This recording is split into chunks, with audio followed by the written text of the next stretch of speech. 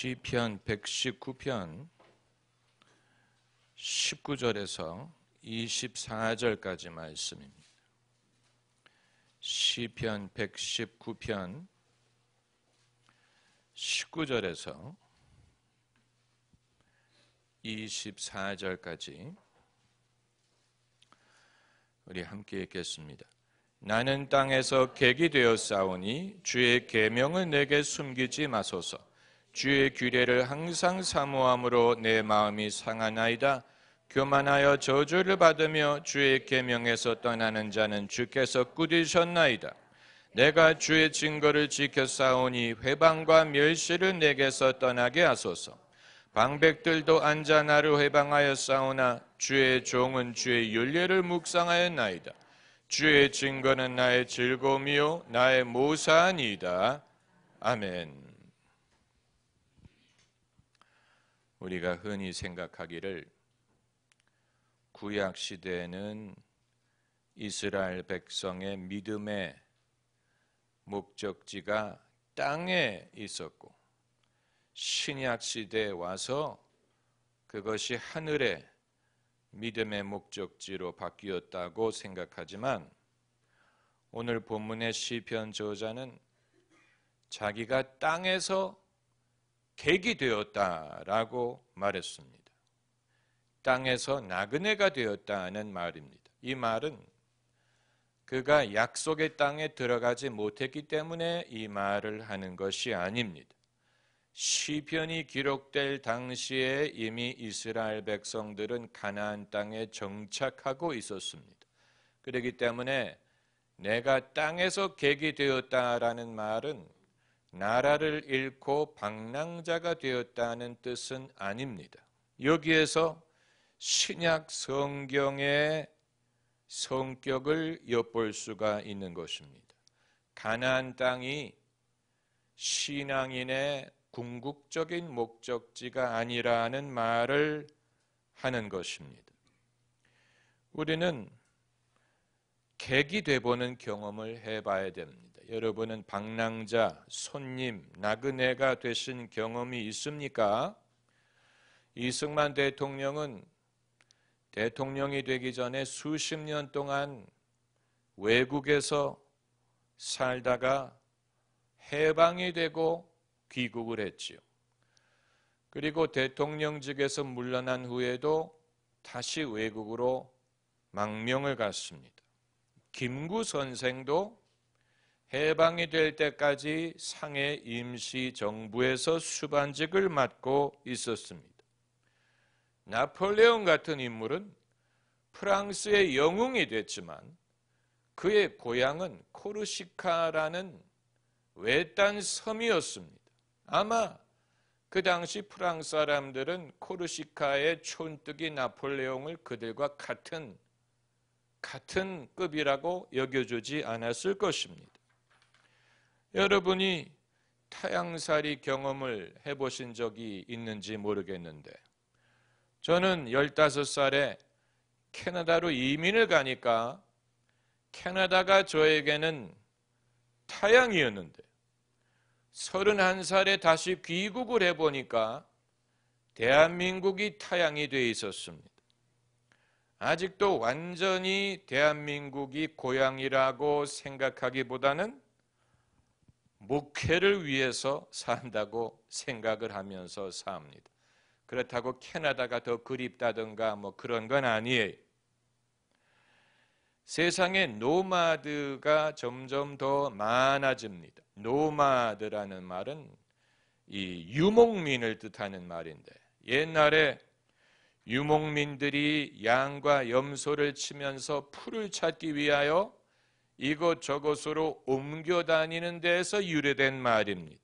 그런데 현재판 노마드는 일자리를 얻기 위해서 더 나은 삶을 얻기 위해서 이곳저곳으로 이동하는 사람들을 노마드라고 부릅니다. 이 시대에 얼마나 노마드가 많은지 모릅니다. 우리가 비전 트립으로 가려고 하는 터키에 이란인들이 수십만 명이 거주를 하고 있다고 하는데 이들은 왜 터키에 와서 살고 있다는 말이냐? 그들이 원래부터 터키를 목적지로 해서 간 것이 아니고 원래는 유럽으로 가려고 했는데 유럽으로 가는 길이 막히다 보니까 중간에 경유지였던 터키에 정착하고 살게 되었다는 것입니다. 그들이 원래 가고 싶었던 나라는 뭐 영국이라든가 독일이라든가 스칸디나비아라든가 이런 데를 가기를 원했는데 그 중간 경유지로 터키에 들어갔다가 유럽으로 가는 길이 막히다 보니까 본의 아니게 터키에 정착해서 살게 되었다는 것입니다. 그런데 흥미로운 사실은 터키 사람 중에도 유럽에 가서 살려는 사람들이 많다는 것입니다. 터키 사람들이 제일 많이 이주하는 나라가 독일이, 독일의 터키인이 120만 명이나 살고 있습니다. 그런데 터키 사람들은 유럽에 가려고 하고 이란 사람들은 유럽에 못 가니까 터키에 와서 살게 되는, 유럽에만 이런 일이 벌어지는 게 아니에요. 유럽에 가려고 하는 사람들이 이란뿐만이 아니고 이라크, 아프가니스탄, 북아프리카, 또 아프리카, 무슨 소말리아, 뭐 시리아, 뭐 여러 파키스탄, 여러 나라 사람들이 이 시대에 더 나은 삶을 찾기 위하여 이동하고 있다는, 인구의 이동이 유럽에만 일어나고 있는 게 아니고 아메리카도 마찬가지예요. 뮤지컬 웨스트 사이드 스토리에 Everyone wants to go to America, 모든 사람이 아메리카에 가고 싶다는 노래가 있는 것처럼 미국에 가지 못해 야단인 사람들이 얼마나 많은지 몰라. 멕시코, 라틴 아메리카, 카리비안, 뭐 남아메리카, 그 이외에도 미국에 가서 공부하고 미국에 가서 살려는 사람들이 얼마나 많은지 몰라요. 그러다 보니까 유럽이든 미국은 문제를 안고 있는 것입니다. 다 받아주자니 경제적인 부담뿐만이 아니고 그 나라의 정체성이 변질되지 않을까를 염려하는 것입니다. 만일 독일에 원래 독일 사람보다도 중동에서 이민 온 사람들의 숫자가 더 많아지게 되면 그들이 다 독일 문화를 받아들이고 독일어를 구사하고 독일인이 되는 게 아니라면 그들의 본래 문화를 고집하고 본래 언어를 구사하고 그리고 이슬람을 믿게 되면 장차 유럽은 완전히 그 정체성이 바뀌게 되지 않느냐. 이게 그들의 염려예요. 유럽의 평균 출산율이 1.2명이라고 하는데 그 말은 남편과 아내가 1.2명의 아내 자식을 갖고 있다는 말입니다. 여러분 중에도 1.2명 가진 분들이 있을 겁니다. 1.2 평균을 말하는 것이죠. 그런데 문제는 독일에 살고 있는 중동인들의 출산율이 8명이라는. 8명! 그러니까 20년, 30년이 지난 후에는 인구의 분포가 어떻게 될 것이냐 하는 것. 유럽인들은 애를 낳지 않아요. 결혼을 하지 않아요.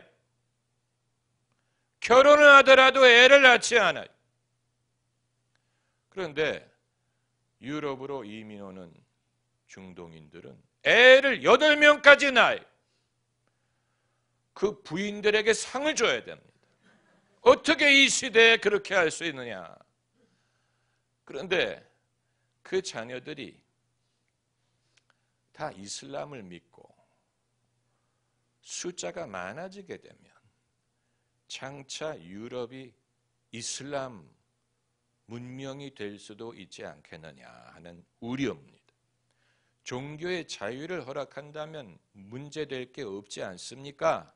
그런데 이슬람은 그들이 다수가 되면 종교의 자유를 허락할 것 같지 않고 그들의 율법과 종교를 강요하리라고 우려하는 것입니다. 그렇게 되면 유럽의 여성들은 머리에 차도르를 하고 살아야 되고 돼지고기를 먹는 것이 금지가 되고 이슬람에 대해서 비판하는 것이 금지가 되고 심지어 기독교인들이 탄압을 받을 수도 있는 가능성이 있는 것입니다.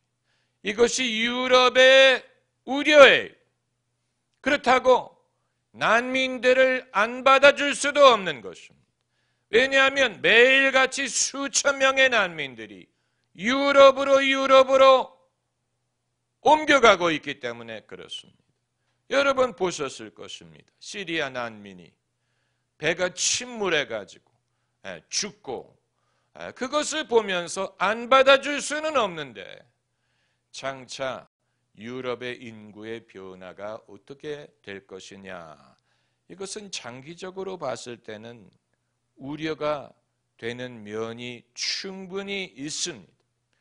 왜 미국의 트럼프가 반이민 정책을 펴느냐?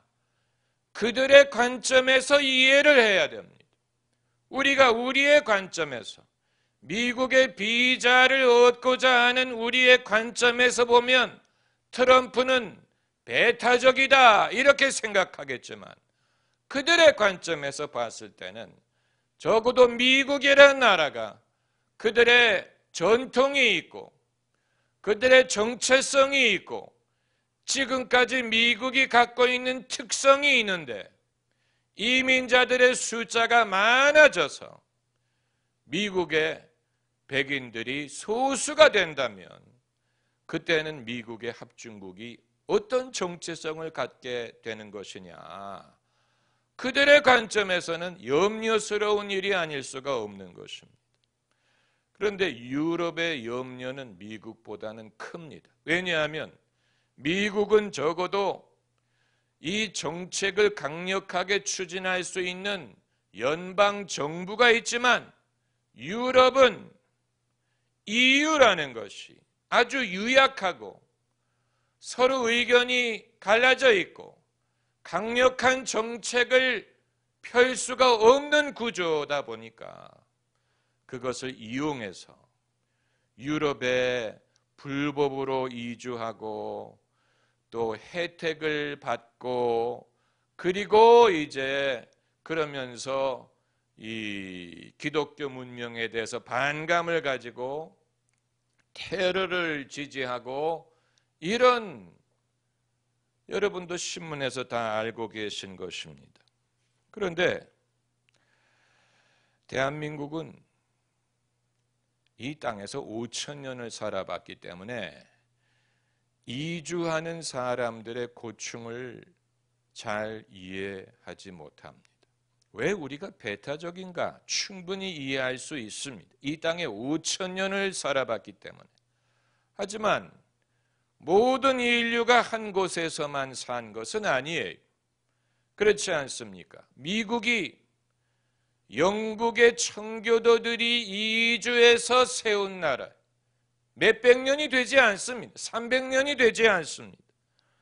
또 영국도 어느 한 민족이 영국을 이 주인이 된 게 아니고 끊임없는 침략이 있었죠. 노르만족, 바이킹, 로마, 수많은 민족이 영국에 쳐들어가고 또 언어가 섞이고 그렇게 해서 나라가 세워졌고 또 스페인도 무어족의 침략을 받아서 그 전통이 지금까지도 남아있고 인도는 아리안족이 수천 년 전에 쳐들어와서 그들을 중심으로 만든 것이 소위 카스트 제도라는 것입니다. 히브리 민족도 이주자들이었어요. 그들이 애굽의 종으로 있다가 가나안 땅으로 이주해서 그 땅을 차지하고 세운 것이 이스라엘 아닙니까? 이것을 우리가 구속사적인 관점에서 어떻게 이해할 수 있느냐? 하나님은 종종 사람들을 섞으십니다. 계층을 섞으십니다. 칵테일을 믹스하는 것과 비슷합니다. 이 칵테일 쉐이크 할 때 흔드는 것처럼 종종 하나님은 사람들, 사회, 계층을 섞으시는 것 같아요. 지금 대한민국에서 일어나고 있는 정치적인 변화를 그런 차원에서 이해할 수 있습니다. 좌우가 번갈아가면서 정권을 잡는 것도 어떻게 보면 하나님이 이 사회를 흔드시는 것입니다. 왜 그렇습니까? 그렇게 하지 않으면 사회가 썩기 때문에 어느 한 부류가 정권을 계속 잡게 되면 썩습니다. 그렇기 때문에 이 우리 각자의 입장에서 보면은 이해하기가 어렵지만 적어도 위에서 내려다 볼 때는 이제 섞을 때가 되었구나. 이런 식으로 이해할 수가 있는 것입니다. 아마 여러분 중에는 저는 안 썩어요. 이렇게 말씀하는 분이 계실지 모르겠는데 그건 아주 좋은 것입니다. Good for you. 그러나 썩는 사람들도 있습니다. 왜 예수님이 젊은 사람들을 제자로 부르셨을까? 왜 예수님이 젊은 사람들을 위주로 제자들을 구성하셨습니까? 사람이 젊을 때 순수하기 때문에 젊은 사람은 헌신할 수 있습니다. 젊은 사람은 딴 생각을 하지 않습니다. 사람이 젊을 때는 생각이 순수합니다. 나이가 들수록 생각이 복잡해지고 이해타산을 하게 되고 미련이 많아지고 그리고 자기가 수고한 것을 생각하면서 내가 이만큼 수고했다면 이만큼의 대접은 받아야 되지 않을까라는 생각을 하게 됩니다. 목사들도 마찬가지. 대한민국의 대형교회 목사님들이 왜 그렇게 하느냐? 늙었기 때문에 그래요. 젊었을 때는 안 그랬어요. 젊었을 때는 헌신했어요. 그런데 나이가 들면서 자기가 대접받는 것과 자기의 공로와 자기의 지위와 이것을 생각하게 되는 것입니다. 그럼 나이가 든 사람은 어떻게 하라는 얘기입니까? 나이가 들었어도 자기의 사명감에 충실하면 순수함을 되찾을 수 있습니다. 사명감, 내가 왜 이 일을 시작했나? 내가 처음 시작할 때 어떤 동기에서 시작했나? 그때 내가 어떠했나를 생각하면 되는데 사람이 그것을 잊어버립니다. 그 케빈 스페이시가 나왔던 영화가 있었지요. 러셀 크로우가 처음 데뷔했던 영화, 이 LA의 형사 세계를 그린 영화가 있었지요. 이름을 기억하는 분 계십니까? LA Confidential. 그 영화에 보면 부패한 경찰에 대한 얘기인데 부패한 경찰에게 물어봐요. 너는 왜 경찰이 됐냐? 그랬더니 그 경찰이 뭐라고 대답하는지 아세요? 기억이 안 난다 그래. I don't remember. I don't remember. 젊었을 때는 뭔가 이유가 있어서 경찰이 됐는데 세월이 지나면서 그걸 잊어버린 거예요. 경찰에만 일어나는 일이 아니고 모든 것이 마찬가지입니다. 그렇기 때문에 사람은 자기 스스로를 객으로 여길 수 있어야 됩니다. 식객할 때 객, 여객할 때 객, 손님이란 말이죠. 손님의 반대가 무엇입니까? 주인이. 늘 자기를 주인으로 생각하게 되면, 그렇게 생각하는 사람들이 예컨대 미국인들, 그들은 외국에 가지 않으니까 늘 주인의 입장. 유럽인들도 마찬가지. 그러나 객의 입장이 돼보지 않으면 그들의 사정을 알 수 없습니다. 객. 여러분도 가끔은 객이 돼봐야 됩니다. 늘 주인의 입장에서 상석에 앉는다든가 그런 게 아니고 때로는 색다른 곳에 가서 눈치도 봐야 되고 적응하는 법도 배워야 되고 사람들이 나를 알아주지 않는 데에 가끔은 가봐야 됩니다. 그것을 통해서 세상에 다른 사람들도 있다는 사실을 느껴봐야 됩니다. 오늘 본문 말씀에 19절 말씀에 나는 땅에서 객이 되었사오니 주의 계명을 내게 숨기지 마소서. 이 구절을 어떻게 해석할 수 있느냐? 사람이 객이 돼봐야 하나님의 계명이 그에게 보이기 시작한다는 뜻이에요. 늘 주인으로 사는 사람은 하나님의 계명이 숨겨져 있어요. 깨닫기가 어려워요.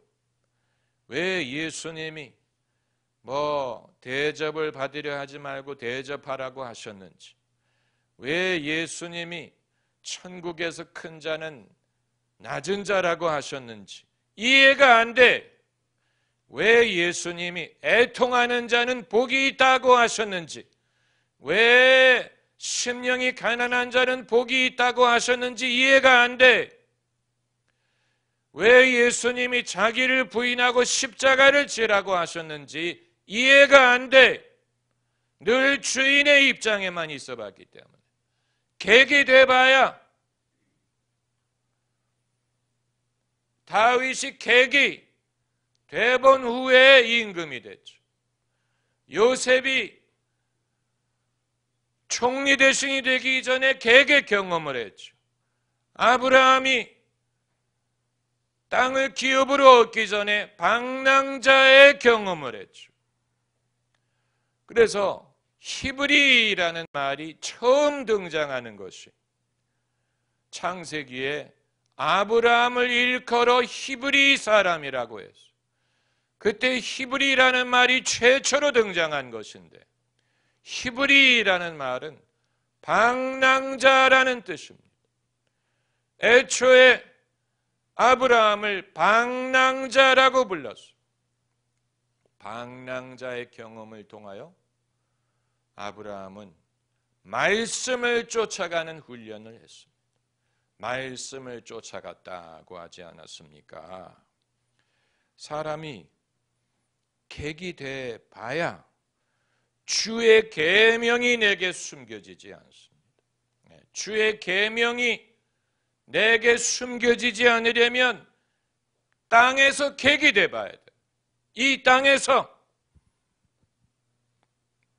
하나님이 인간의 구원을 위하여 사용하신 민족이 방랑자였던 이유가 거기에 있습니다. 방랑자. 왜 하나님이 히브리 백성을 들어 쓰셨을까? 그 이외에도 다른 민족이 많은데 더 많고 숫자도 많고 문명도 발달하고 그런 민족이 많았는데 왜 하나님은 히브리 백성을 쓰셨을까? 그 이유를 우리가 다 알 수는 없습니다. 그러나 그럴 만한 이유가 있었으리라고 봅니다. 왜 아브라함을 선택하셨을까? 왜 히브리 민족을 통하여 선민을 삼으셨을까? 우리가 그 당시에 살아보지 않았기 때문에 다 깨달을 수 없습니다. 우리가 성경을 연구하고 생각을 멈추지 말아야 되는 이유는 이해하기 위한 것입니다. 왜 그렇게 하셨을까? 하나님의 이유가 무엇이었을까? 여러분은 그런 질문을 하십니까? 하나님의 이유가 무엇일까? 대다수의 사람들은 왜 나를 이런 질문이나 하죠. 왜 내게 이런 고생을, 왜 내게 이런 십자가를. 그럴 때는 왜라는 질문을 하지만 그 이외에는 하나님의 이유에 대해서 물으려고 하지 않아. 왜? 그러나 그것은 아주 훌륭한 질문. 왜? 하나님의 이유, the reason of God. 하나님의 이유에서 하나님의 계획을 발견할 수 있고 하나님의 지혜를 발견할 수가 있기 때문에 하나님이 이렇게 하신 이유는 하나님의 지혜 때문. 그것을 우리가 알려면 물어봐야 됩니다. 왜 한반도가 70년이 지나도록 아직 분단이 되어 있을까? 이것을 통하여 하나님이 이루고자 하시는 일이 무엇일까? 왜? 제가 하는 많은 설교들은 왜라는 질문에서 비롯된 것입니다. 제가 하나님과 기도하는 중에 하나님께 기도하는 중에 왜라는 질문을 많이 합니다. 하나님은 도대체 왜 이슬람이 그렇게 숫자가 많아지게 하시고 왜 유럽이 신앙을 떠나게 허락하셨고 왜 처음에는 하나님이 실수한 것처럼 생각이 될 때도 있어요. 하나님이 생각이 부족하셨나? 태만하셨나? 왜 그렇게 하셨나? 그런데 가끔 하나님이 이유를 깨닫게 하십니다. 오늘 본문 말씀도 우리가 그냥 지나칠 수 있는 평범한 구절처럼 보이죠. 나는 땅에서 객이 되어 싸우니 주의 계명을 내게 숨기지 마옵소서. 그러나 이 말을 한 사람은 방랑자가 아니었어요. 가나안 땅을 차지한 민족. 그런데 그가 자기를 이 땅에서 객이 되었다라고 불렀어요. 나는 이 땅에서 객이 되어 싸우니 주의 계명을 내게 숨기지 마옵소서. 그 말은 객이 되기 전까지는 하나님의 계명이 깨달아지지 않았다는 얘기예요. 객이 된 경험을 통하여 하나님의 하시는 일을 이해할 수 있게 되었다라는 말입니다.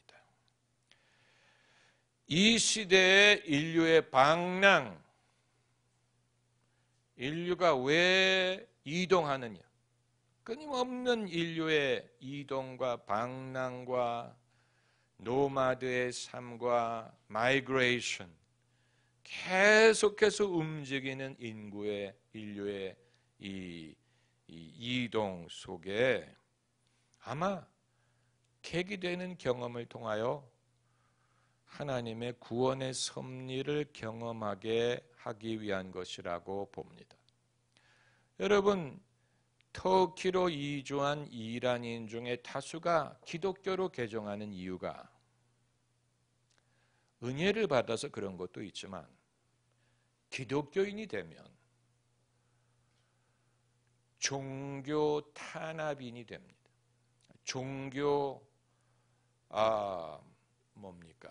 종교적으로 소수자가 되기 때문에 특별한 지위를 얻을 수가 있다는 것입니다. 기독교인이기 때문에 돌아갈 수 없다. 우리는 이란으로 되돌아갈 수 없다. 종교적으로 우리는 탄압을 받고 있다. 이 이유 때문에 기독교로 개종하는 이란인들이 많다는, 독일에 사는 이란인들 중에도 기독교로 개종하는 사람들이 많다고 합니다. 그러니까 유럽인들은 지금 중동에서 난민들이 와서 장차 유럽 땅을 이슬람 국가로 만들지 않을까 염려하고 있지만, 정작 중동에서 이주하는 사람들 중에는 이 방랑자가 되는 과정에서 예수님을 믿는 사람들이 나오고 있다는 것입니다. 그러니까 만일 이들이 고향 땅에 그대로 남아있더라면 그런 기회가 없었을 텐데, 하나님이 사람들을 섞으시는 과정에서, 섞으심을 통해서 아브라함이 본토 친척 아비집을 떠나고 하나님의 말씀을 쫓았던 것처럼 고향 땅에 남아있더라면 결코 기대할 수 없었던 하나님의 구원의 섭리를 경험하게 하시려는 것으로 보입니다. 고향 땅이 여기서 얼마나 되나, 거기가 저기지, 아카시아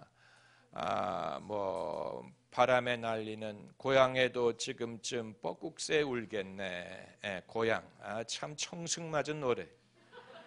이 손바닥 같은 나라에서 사람들이 그렇게 고향이 그립다고, 얼마나 왔다고, 고향 땅이 여기서 얼마나 되나. 고속도 버스 타고 가면 몇 시간 안 돼. 고향을 가끔은 떠나봐야 돼. 방랑자의 경험을 해봐야 되고, 가난한 경험을 해봐야 되고, 힘이 없는 경험을 해봐야 됩니다. 내가 고향에서는 이래봬도 부잣집 아들이었는데 내가 여기 와서는 사람들이 나를 무시하고 아무도 나를 알아주지 않는 것을 경험을 해봐야 그 과정에서 겸손을 배우는 것뿐만이 아니고, 그걸 통해서 그의 영혼이 강건해지고, 그리고 이 생존력을 갖게 되고 적극적이 되고, 그리고 자신의 인생의 목적에 대해서 확신을 갖게 되고, 하나님이 그런 사람들을 통해서 역사하십니다. 내가 땅에서 객이 되어 싸우니, 땅에서 객이 돼 보는 경험을 통해서 하나님의 계명이 우리에게 열리게 될 것. 사람들이 벌써 언제 설교가 끝날지 다 알아요. 끝내지도 않은데 성경책을 벌써 하도 훈련이 돼가지고 이제 끝날 때가 됐구나. The last sentence, 마지막 문장이 여기다. 벌써 억양을 보고 짐작을, 이제 끝날 때가 됐구나. 그렇게 여러분 일찍 집으로 돌아가면 기다려주는 사람이 있습니까? 개가 기다립니까? 누가 기다립니까? 기도하십시오. 할렐루야.